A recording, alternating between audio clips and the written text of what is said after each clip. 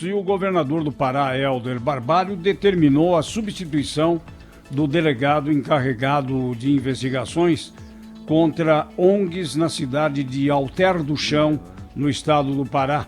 4 responsáveis por essas ONGs tinham sido presos: Daniel Gutierrez Govino, João Vitor Pereira Romano, Gustavo de Almeida Fernandes, Marcelo Aron Werner, e deixaram ontem a prisão em Santarém. A Polícia Civil paraense garante que eles seriam responsáveis pelos incêndios na região para se beneficiar de doações destinadas ao combate ao fogo, o que foi veementemente negado por eles e por gente que conhece o trabalho dessas organizações não governamentais, a tal ponto que o governador do Pará resolveu substituir o delegado responsável pelas investigações, transferindo essas para a delegacia especializada em meio ambiente. Ninguém está acima da lei, mas ao mesmo tempo também ninguém pode ser vítima de pré-julgamento ou ter o seu direito à defesa cerceado. Bom, nas redes sociais, os familiares dos brigadistas presos reclamaram da atuação da polícia, como o Vitor Alfaro, irmão de Gustavo Fernandes. A gente sabe que o conjunto probatório é totalmente abstrato e não prova nada. E o que eu vejo aqui é uma denúncia desesperada, caluniosa, e um caso de justiça bem mais amplo, de criminalização e perseguição dos ambientalistas, defensores de direitos humanos e das ONGs. Pois é, o Ministério Público Federal do Pará, que deveria, cuidar de uma acusação, não vê até agora indício da ligação de integrantes dessas ONGs, especialmente da Projeto Saúde e Alegria, com as queimadas. 177 entidades de todo o Brasil assinaram uma carta de apoio a essa ONG investigada na ação e dizem que não há uma acusação formal. Em nota, o governo do Pará informa que não tem qualquer predisposição contra segmentos sociais.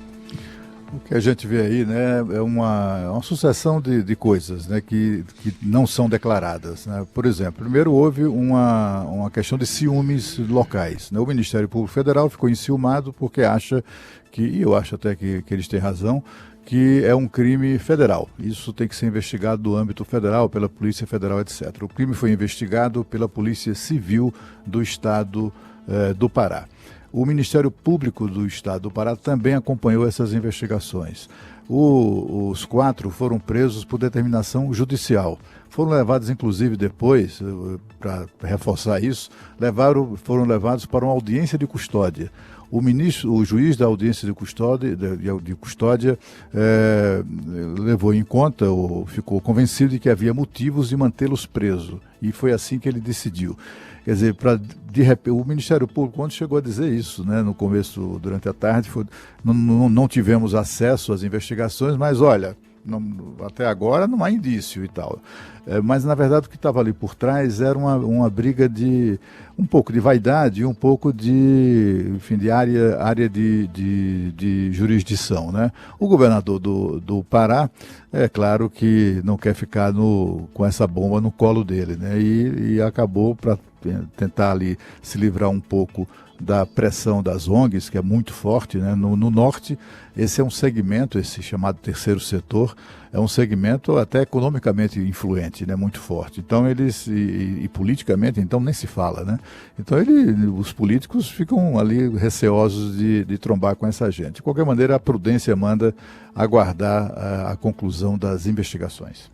Eu acho grave que, mais uma vez, o ministro do Meio Ambiente, Ricardo Salles, tenha colocado o carro à frente dos bois. Aconteceu no episódio do derramamento de óleo no Nordeste, quando ele assodadamente e de maneira, para usar uma expressão que o presidente e o próprio ministro usam muito aqui, com viés ideológico correndo quente pelas veias, disse que o óleo partiu da Venezuela, e partiu mesmo da Venezuela, mas o que ele quis dar a entender à população é que poderia ter sido uma espécie de sabotagem do governo Maduro contra o governo Bolsonaro, pelo fato de a tendência política brasileira ter mudado em relação aos últimos 15 anos. Depois, nada disso se provou. O que se provou é que o óleo efetivamente é venezuelano, mas não há nenhuma prova de que tenha havido, pelo menos por enquanto, intenção da ditadura de Nicolás Maduro de vir até aqui despejar óleo no nosso litoral.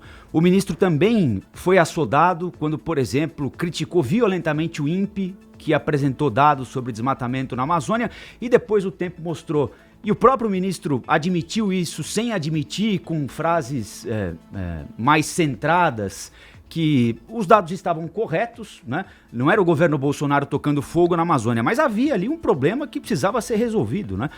Restabeleceu pontes que ele mesmo ajudou a destruir com países europeus que ajudam a financiar e ajudavam a financiar. É claro que eram necessárias alterações na rota das relações entre a União Europeia e o governo brasileiro, mas ele fez isso também de maneira muito dura e agora, de novo, né, atribui culpa, como ele fez, a quem não se sabe se tem culpa, né? Pode ter acontecido ou não uma tremenda de uma injustiça. A gente pode ter colocado na cadeia gente que é inocente. Vale lembrar que a Polícia Federal, naquela investigação sobre o dia do... Tinha até um nome, como é que era? O dia do... Dia do Fogo. Dia do Fogo. Dia do Fogo. Exatamente. Ela indicou exatamente outros atores como responsáveis pelos incêndios ali no Pará, em Alter do Chão. Eu me lembro que naquela época eu entrevistei na TV o governador do Pará e a tendência era aquela também, né, naquele momento. Então, acho que para quem tem tanta autoridade e está tanto na vitrine como o ministro Ricardo Salles, numa área tão sensível, é preciso um pouco mais de cautela e, de novo, para usar a expressão da moda aqui, deixar o viés ideológico de lado e trabalhar mais com fatos e menos com o que ele gostaria que fosse. Tem uma questão de responsabilidade aí também, né, Rafael? Responsabilidade não só com os fatos, mas com o cargo que ele ocupa.